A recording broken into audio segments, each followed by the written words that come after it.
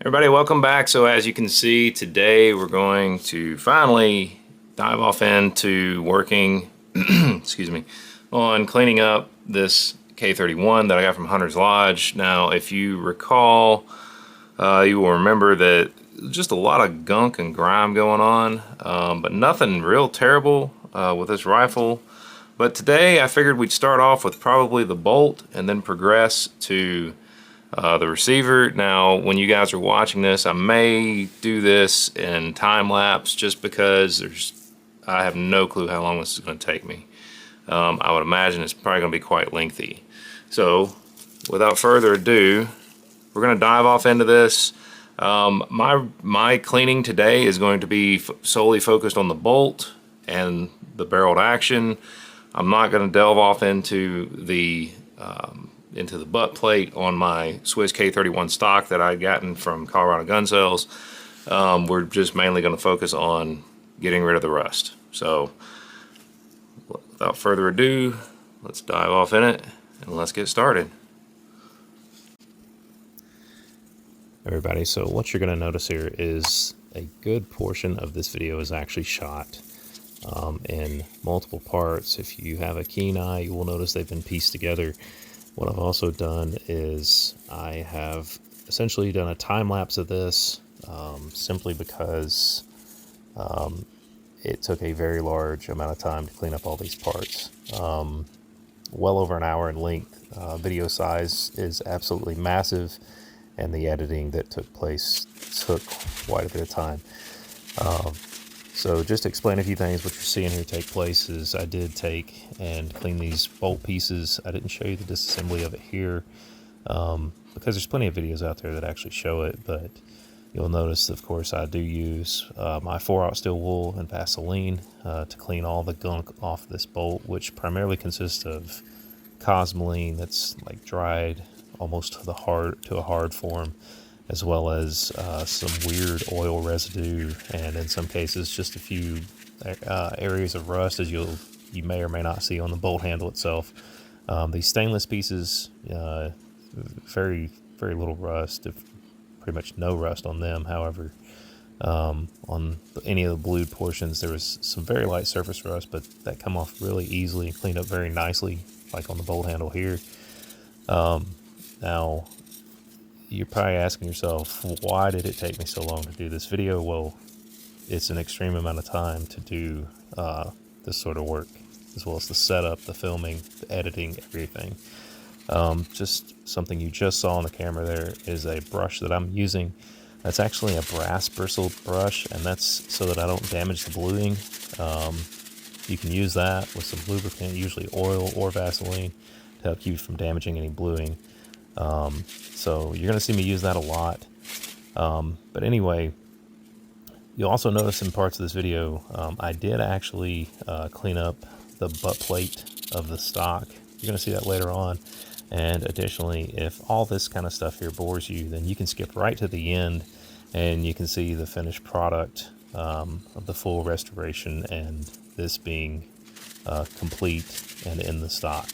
So just sit back and just enjoy yourselves if you like watching stuff like this, and we'll get through this. It does take a while. I'm giving you fair warning, so there's a lot to see here.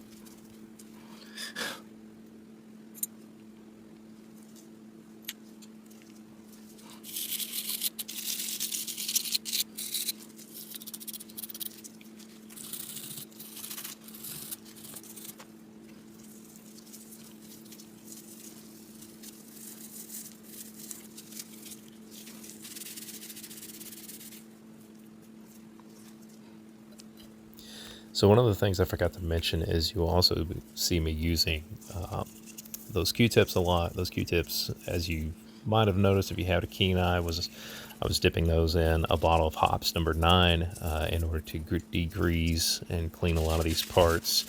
That's very common. I mean, you can find that stuff at Walmart stores, Bass Pro Shops, all kinds of places you can find those. And they tend to work very well in just cleaning a weapon. A lot of people like to use CLP, and I mean, personally, you can use whatever you want, but I like to use hops number 9. as a general degreaser a lot of times. So that's pretty much the extent of the tools that I'm going to be using throughout this entire cleaning process. So just wanted to give you a heads up on that.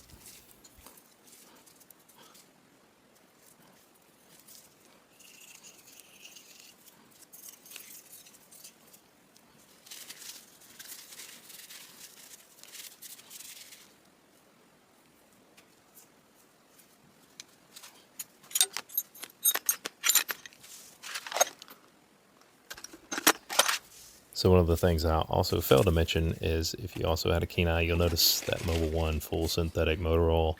I did use that to lube up these parts. In my mind, I figure, well, if it's good enough for an engine that's under high heat and pressure and friction, that, you know, it's got to be good for a weapon. So some people will actually use axle grease, like some people like to use on the M1 Garands. In my case, for the first lube, I like to use motor oil a lot of times. I know that may shock a bunch of you, but you know what? It's relatively inexpensive. You can find it anywhere. You don't have to reside yourself to using some kind of specific gun oil. So just wanted to point that out.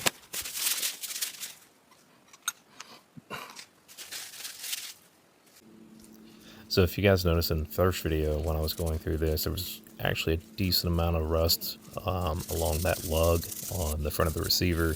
That took a lot of cleanup, especially with that brass bristled brush. So I spent quite a bit of time getting that cleaned up because that was actually the worst area on this entire rifle. Believe it or not, the muzzle wasn't nearly as bad as that lug, but I did get it cleaned up and lubed up, so I think it'll be okay.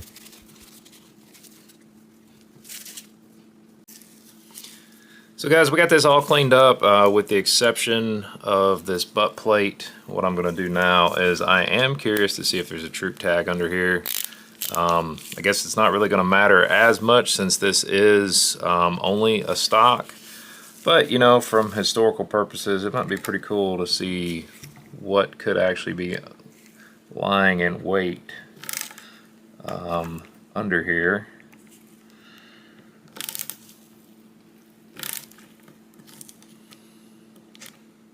I know this is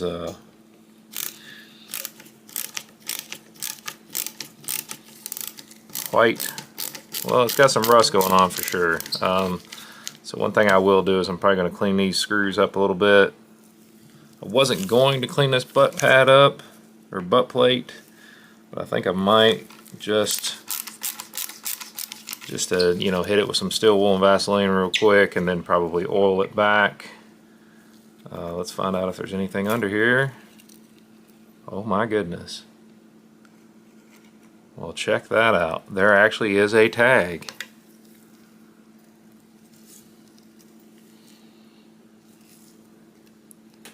So you guys can see that. There's a 565314.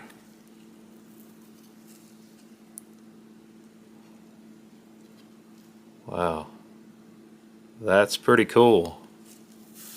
It's actually written on almost like a piece of plastic, written in pencil.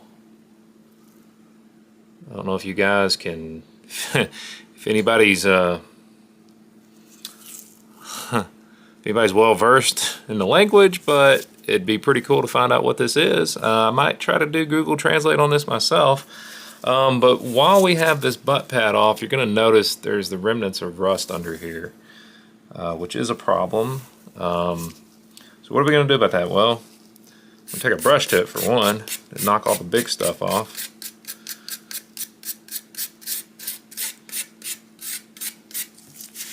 Too bad this rifle wasn't complete. That would have been cool.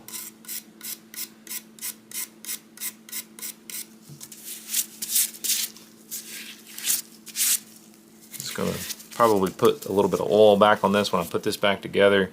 But we do have to address the issue with our butt plate.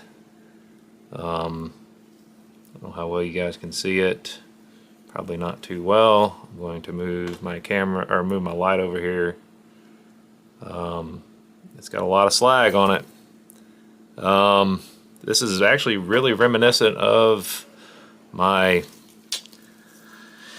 M43 Spanish Mauser. It's pretty bad. I'm assuming it was probably in something that was wet or was never oiled. I don't know.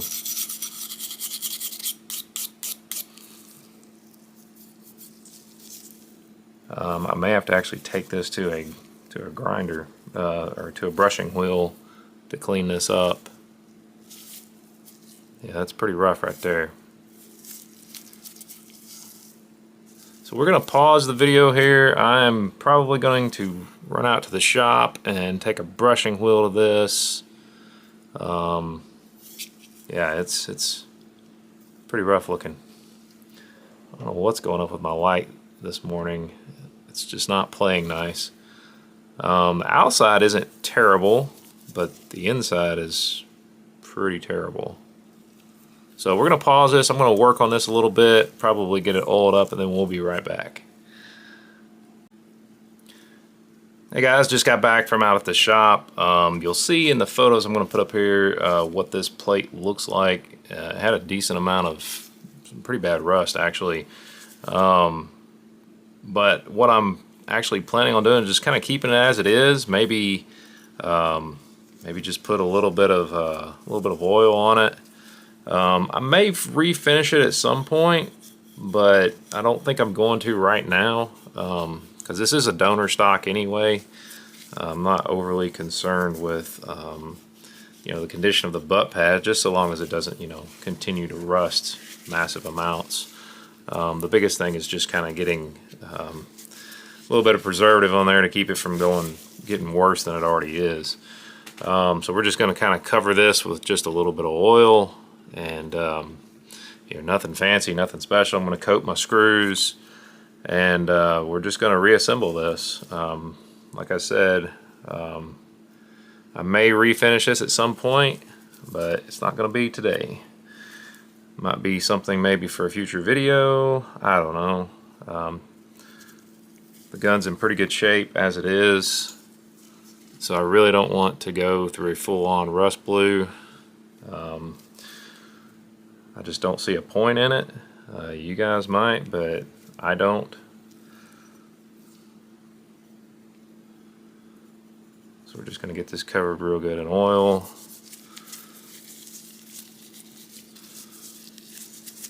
Get the inside just a good light coat, nothing crazy.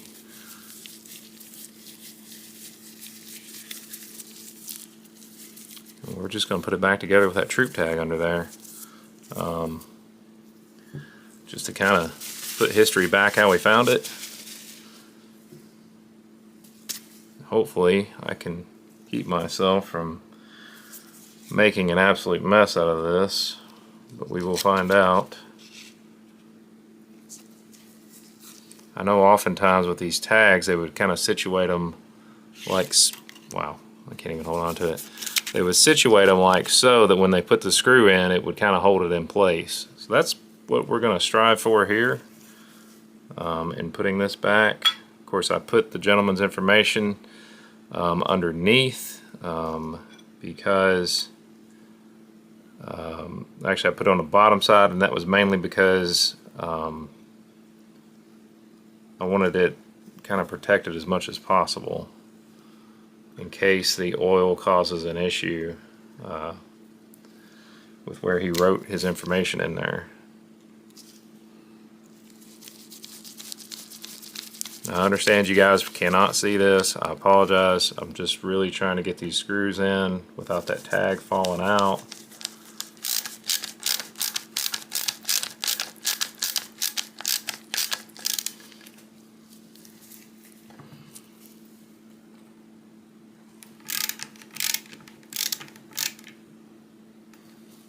I'm just going to snug these up a little. Not going crazy, don't want to strip a head out. I mean, these are quite old. Just kind of spread that oil around a little bit. Doesn't look terrible. I'll probably end up wiping it off pretty good. So now that we have our barreled action cleaned up. I'm going to pause the camera here. I'm going to oil this thing up real good, and then we're going to fit it back into this stock and show you the final assembly. Be right back. Hey guys, we're back. Finally got the whole gun, all the individual pieces oiled up, and we are going to do the reassembly. I have fit this together already, so I do know it's going to fit well. Shouldn't be any issues from that standpoint. But as you will probably see in some pictures that I'll be inserting throughout this video, you're going to see where I've taken and kind of done some afters, showing you what it looked like cleaned up after the fact, and hopefully it'll look really nice. I think it's done. I think it's not too bad a job, especially for just an older gun like this. But we're gonna take and put her back together and see what the finished product is. I do know there is a slight issue with the wood here that wants to chip out right there. I'm not worrying about gluing that back. As you can see, it just came off. This gun is not going to be a safe queen by any means, so we're just gonna slap it back together. And I think I've got these screws in the right orientation. I want to say it's the small one in the front, or the short one in the front and the long one in the back. But as with many things that you see me work on, we'll find out real quick if that's the case.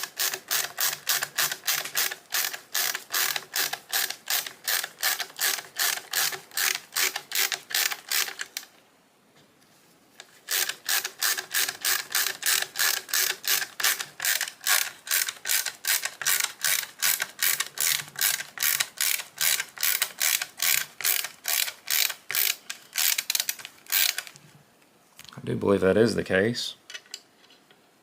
Take me forever to get these screws in here. Oh boy.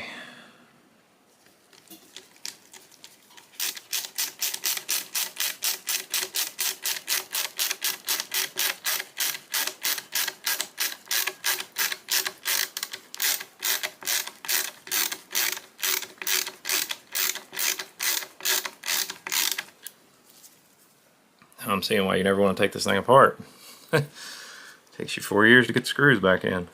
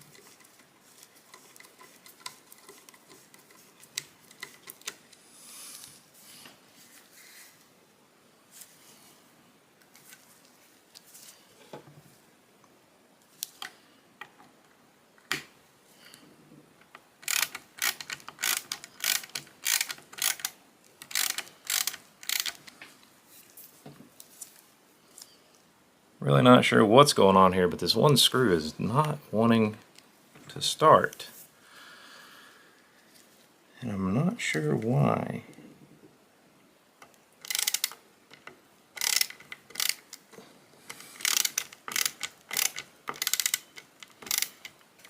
There we go. That looks like it's finally starting to start.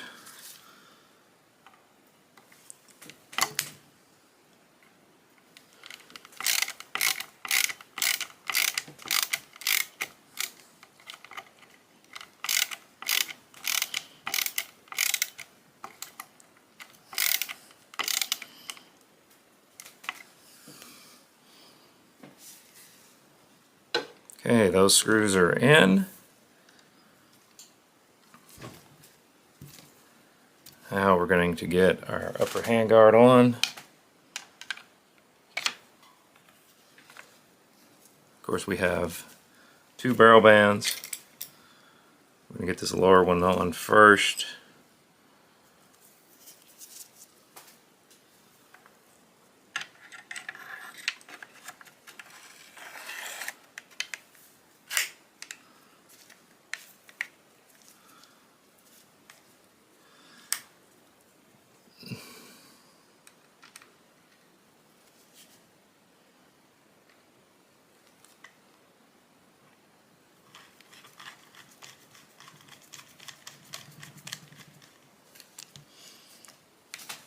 Once again, space is at a premium, so we're going to get a little creative with getting this thing lined up.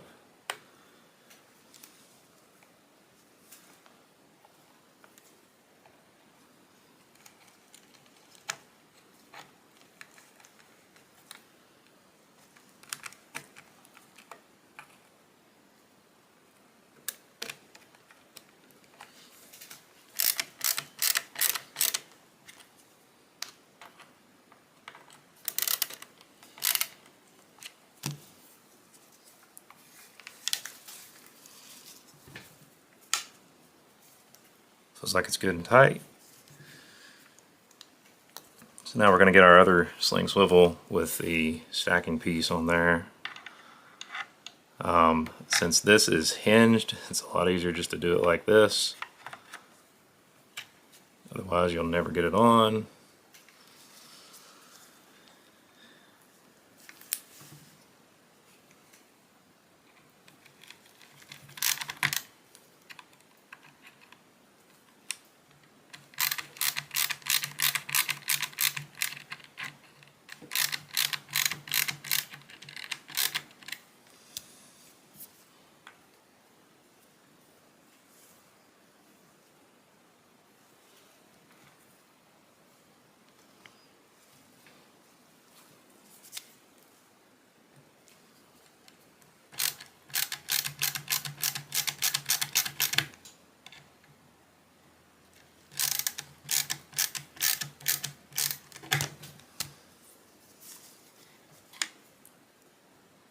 Trying to be careful not to get this too incredibly tight.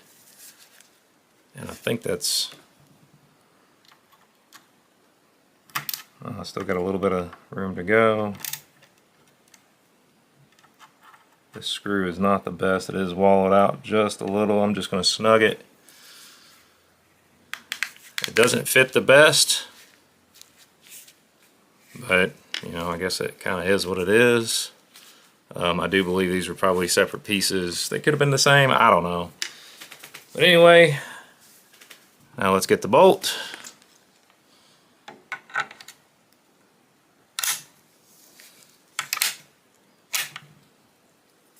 And there you have it.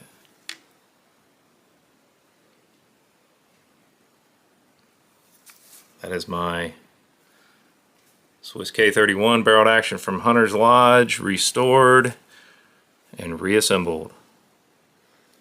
Pretty happy with the way it turned out. Of course, you know, this stock isn't the prettiest. It's got some spotting on it, but neither is my barreled action. But I think it'll work just fine. I don't foresee any issues with it whatsoever. So super happy to get this thing back together. Of course, as I showed you previously, and I'll put somewhere in this video, I may put it up here, I don't know, I'll put it somewhere, where I did the unboxing of it and initial impressions of it. But I'm very happy to get this back together. I do have one that's absolutely gorgeous that you saw in a previous video, that I had actually gotten from Centerfire Systems. That's probably the one that's going to stay in a safe, and this is probably going to be the shooter. I'm kind of strange. I like to have my guns like that. I like one for just keeping in really beautiful shape, and then I always like to have another one to shoot.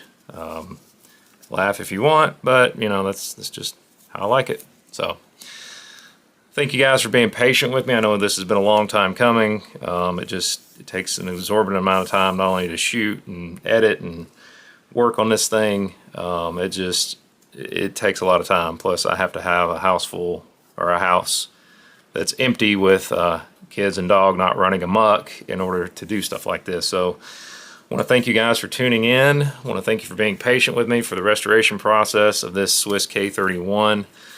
And you know, I may have to do a little bit of fitment work here with this handguard. I don't know, but I may just leave it the way it is. I mean, it's not perfect. It's not a safe queen. It's just meant to be played with. At least this one is. So I want to thank you guys. Thank you to my subscribers. Thank you guys for all your likes, your shares, your comments. And make sure you hit that bell notification for when I put out new videos like this. Hopefully I'll be putting out a lot more refurbishment videos. But as always, you guys, I've said it many times, you guys help out the channel more than you or I will ever know. And that's because of the suppression that occurs with this sort of content. So, as always, thank you guys so much. Thanks for tuning in. And until next time, you guys have an awesome day.